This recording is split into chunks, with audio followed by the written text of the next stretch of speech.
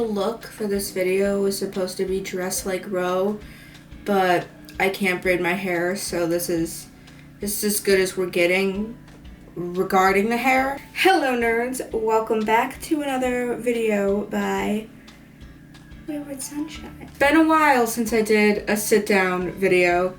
My last one was a vlog, so it was far more chaotic, but for this one we can really just grab a snack, grab a cup of tea, sit back, relax, because today I'm revisiting my old favorite childhood Barbie movie. I do want to make a note that while this is being uploaded to my YouTube channel, this video is also doubling as a school project, so the swearing will be kept to a minimum. Not the innuendos though. I'm gonna keep those ones in. So my favorite childhood Barbie movie was Barbie is the Island Princess. And anybody who says that that is one of the worst Barbie movies can go eat Ariana's poison cake. That will make far more sense later in the video. So I started rewatching this movie and I immediately noticed two things. One, the animation is dog water. Two, I remember the lines and the songs and exactly how they were delivered. I can't do long division, but I can remember every line of Barbie and the Island Princess. The movie starts when we meet this red panda guy whose name I cannot remember and don't care enough to look up. And we also meet Azul was my favorite as a kid, and he's just as sassy and British and gay-coded as I remember.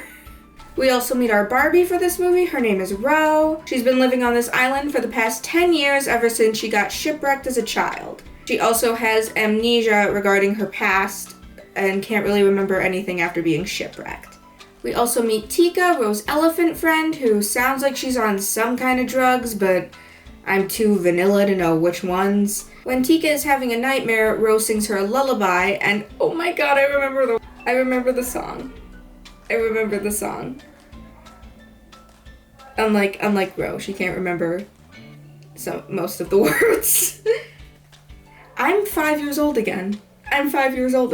So the next morning, the island gang is greeted by a surprise prince landing on their island. By landing, I mean he sailed. He sailed there. He came on a ship. This time, one that was not wrecked. Unlike Ro. Why is everyone American except for the peacock in this? This may be a good time to bring up the fact that Ro can talk to these animals. And that's just a thing. It's never addressed as to how. And it's not like she can only speak to like one species of animal. Like she can speak to all the animals. But it's not like she can only speak to animals. She can speak to humans too. She knows English. She just also speaks every species of animal. Why is no one else more interested in the movie? Like the fact that she's from an island, like it's very like, kind of reminds me of that movie Where the Crawdads Sing, Marsh Girl. That's what I'm getting for Ro the entire movie. But nobody's interested in the fact that she can just talk to animals and like fully hold conversations with animals. Around this point in the movie where I realized I was definitely watching an abbreviated version because there's definitely a missing song here that I remember, but don't worry, I looked it up. Banger, top 40 hit, Grammy nominated, Grammy won, slayed, never been done before. How they get Ro and her animal posse to actually come back with them to the mainland. Keep in mind, this is the first time Ro has been not on the island since she was, I believe, 10? It's been 10 years. We don't really get an age range for her. I don't want to say she's 20. I think she's probably more around maybe 18, 16, which I hope it's 18. Alright, those three weird children are in this.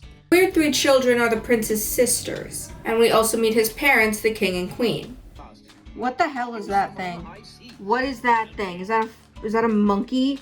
Is that a monkey? What is that thing? The prince, who has a name, I just don't care enough to remember it, introduces Ro to his parents as someone special.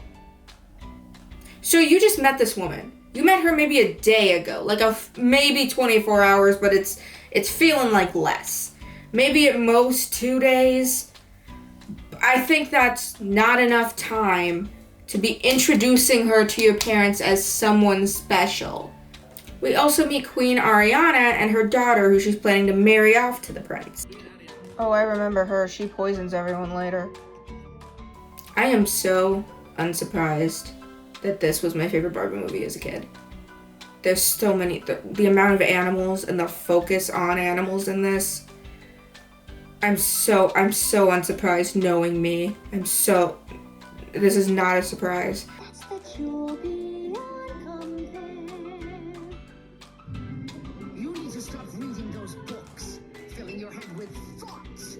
So Ariana then lore dumps him musically, and based on what she's saying, I think she has a right to be mad.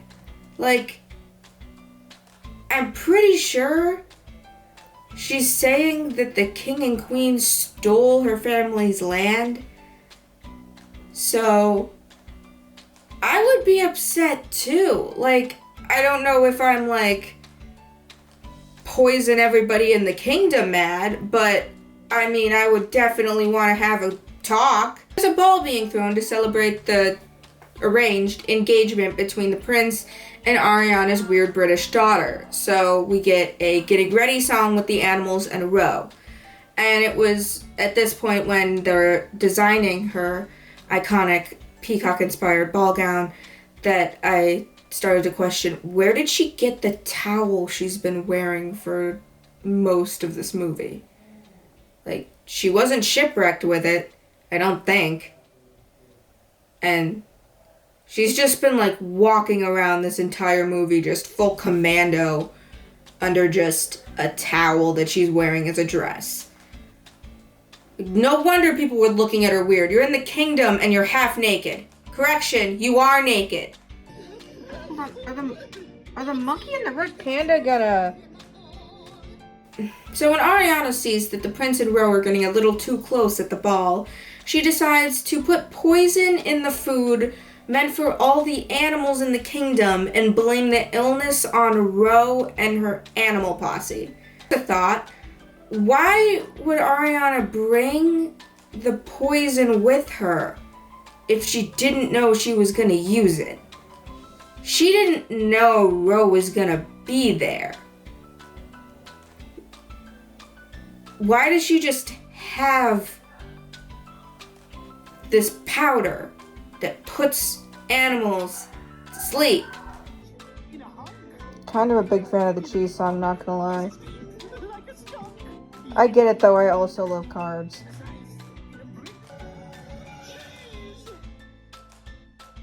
You gotta send her like an invoice or something, like she can't just not pay them. So Ro knows a cure for the animal's illness, but because she's been framed, she and her animal posse get thrown in prison. Are we really prisoners? Food for the prisoners. That was hilarious. So the gang gets shipwrecked after being exiled by the king and queen, and the trauma of being re-shipwrecked causes Ro to regain some of her memories from her past. Speaking of her past, we see this lady arriving at the palace, and this is definitely Ro's mom. Look at her. Look at her. And she likes animals. This is definitely Ro's mom. It's like that scene at the end of Tangled. So Ariana also poisons the wedding cake, so the king and queen will die, and with her daughter already married to the prince, she'll become the queen and re-inherit her old land. Okay, I know she's referring to the poison, but do not promote anorexia in a Barbie movie, please. So Ro gets back to the party and heals Tallulah, that weird monkey thing. She also gets everyone to recognize Ariana as the real culprit, even though she had the most bangers in this movie. So Ro, of course, saves the day and gets the king and queen's blessing to marry the prince. and meets her mom, who turns out to be a queen, which makes her a princess. So I guess tradition is still upheld in the kingdom. The prince did have a line earlier in the movie about leaving the kingdom to be ruled by his 3 sisters, and we're not really sure if he actually did that at the end, but he is seen sailing off with Ro after their wedding. So it's fully possible the kingdom is now being run by these 3 little girls who are like 9. So I hope for their sake that he did not just leave the kingdom to a group of 9-year-olds. And that's essentially the end of the movie. I'm really not surprised, like I said earlier, that this was my favorite Barbie movie as a kid. The storyline was actually still really good and the songs held up really well. The animation is shit, but I mean, the budget was probably like $2. So like have a good storyline and some bangers in there, or have animation that doesn't look like ass. And honestly, the rats get what should have been a top 40 hit, if you ask me. So I think the animation took a sacrifice just for the cheese song. So that's going to be the end of the video. I have a lot of very similar videos like this planned in the future, with a lot more swearing, I can tell you that. But stay tuned for that. Anyway, have a great day, and I hope you enjoyed.